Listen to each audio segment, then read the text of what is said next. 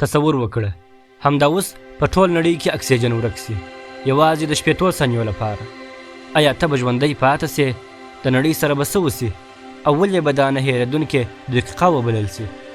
ښه راغلاست، زه شکیب لبیب یم. لومړی 10 ثانیې.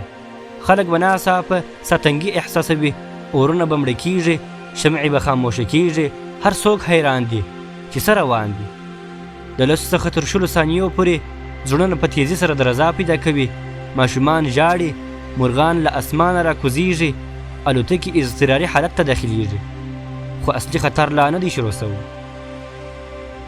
د 20 څخه تر 30 ثانیو د خلکو سترګې تیاره کېږي، ځینې پر ځمکه کښېني، ښارونه خاموشه کېږي، ترافیکي ګډوډي رامنځته کېږي. د 30 څخه تر 40 ثانیو مغز اکسیجن غواړي، خو هیڅ نسته.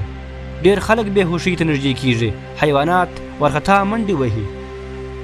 خو وروستۍ 20 ثانیې تر ټولو خطرناکې دي. د 40 څخه تر 50 ثانیو خلک ځمکې ته پرېوځي، ویره هر ځای خپروي، الوتکې به په شدید خطر کې وي. د 50 څخه تر 60 ثانیو دنیا نږدې فلج شوې وي، سکوت، ګډوډي، ویره. د ټول نړۍ خلک د یوې څاه په ارمان وي. د 60 ثانیو وروسته اکسیجن بیرته راسي، خلک ژورې ساګانې واخلي، ځینې وژغورل سي، ځینې د اعصابو تکلیف او مریضي پیدا کړي. دا یوه دقیقه به نړۍ هیڅکله هیره نه کړي.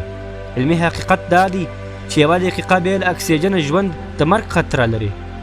موږ هره ورځ ساه اخلو، بې له دې چې قیمت یې ورکړو. نو تر څو چې ساه سته، د خپل رب جل جلاله شکر ادا کړه، ځکه یوه ساه هم ستا په اختیار کې نه ده. که غواړئ د نورو ساینسي حقایقو به خبره اوسئ، نو موږ درسره تعقیب کړئ. مننه.